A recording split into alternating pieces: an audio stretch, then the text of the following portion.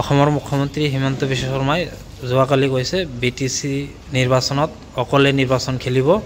আপোনালোকে বিপিএফৰ কোনো ধৰণৰ প্ৰভাৱ হ'ব নেকি আপোনালোকৰ? এইটোৱে মোৰ প্ৰশ্ন যে তেখেতসকলে অকলে খেলিব আৰু তেখেতসকলে 40টাও নিখেলিব বুলি কৈছে। য'ত শক্তিশালী আছে ইয়াতহে তেওঁলোকে খেলিব আৰু অন্যান্যত তেওঁলোকে বেলেগক সহায় কৰিব। কিন্তু তেওঁসকলে বিজেপিয়ে কৈছে অকলশৰীয়াকৈ খেলিব। কিন্তু আমাৰো বিপিএফৰ ষ্টেণ্ড সন্মানীয় হাগ্ৰামা মহিলাৰী ছাৰে কৈছে যে আমাৰ 40টা সমষ্টিতো বিপিএফে 40টাতো আমাৰ কেণ্ডিডেট থাকিব আৰু অকলশৰীয়াকৈ খেলিব। এইটো হ'ল বিপিএফৰ ষ্টেণ্ড। কিন্তু মোৰ প্ৰশ্ন হ'ল এতিয়া সন্মানীয় প্ৰমোদ বড়ো দাদাৰ তাত প্ৰমোদ বড়ো দাদাৰ ষ্টেণ্ডটো ক্লিয়াৰ কৰক। তেওঁৱে অকলশৰীয়াকৈ বিটিচি ইলেকশ্যন খেলিব, তেওঁৰ 40টা সমষ্টিৰো তেওঁৰ কেণ্ডিডেট থাকিব নেকি?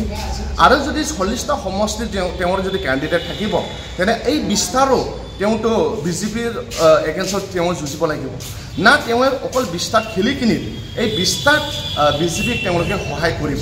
তো ইয়াৰ কাৰণে মোৰ প্ৰশ্ন প্ৰমোদ বড়ো দাদা, আপুনি ষ্টেণ্ডটো ক্লিয়াৰ কৰক আৰু আপুনি কওক যে যদি অকলে খেলে আপোনাৰ 40টা খেলে না 20টা খেলে, তো আপুনি নিজে ষ্টেণ্ডটো ক্লিয়াৰ কৰি দিয়ক ৰাইজসকলক।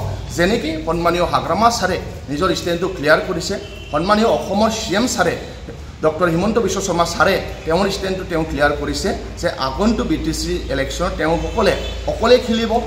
কিন্তু তেওঁলোকে সমগ্ৰ 40টা সমষ্টিত নিখেলিব।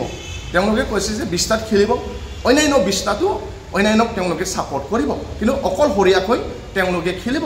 সন্মানীয় CM ছাৰে যোৱাকালি কৈছে। এইটো হ'ল বিজেপিৰ ষ্টেণ্ড। কিন্তু প্ৰমোদ বড়ো দাদাৰ আপোনাৰ ষ্টেণ্ডটো কি? আপুনি অকলে খেলিব না আপুনি সমগ্ৰ 40টা সমষ্টিৰ কেণ্ডিডেট দিব, না বোলে 40টা সমষ্টিৰ কেণ্ডিডেট নিদিয়াকৈ আপুনি অকল 20টাত খেলিব নেকি? আৰু যদি 40টাত আপুনি খেলে তেনেহ'লে আপুনি বিজেপিৰ এগেইনষ্টত কেণ্ডিডেট দিব না নিদিব? বা আপুনি অকল 20টাক তেওঁলোকক এৰি দি কিনে 20টা সমষ্টিতহে আপুনি কেণ্ডিডেট দিব নেকি? এইটো হ'ল মোৰ সন্মানীয় প্ৰমোদ বড়ো দাদাৰ তাত প্ৰশ্ন।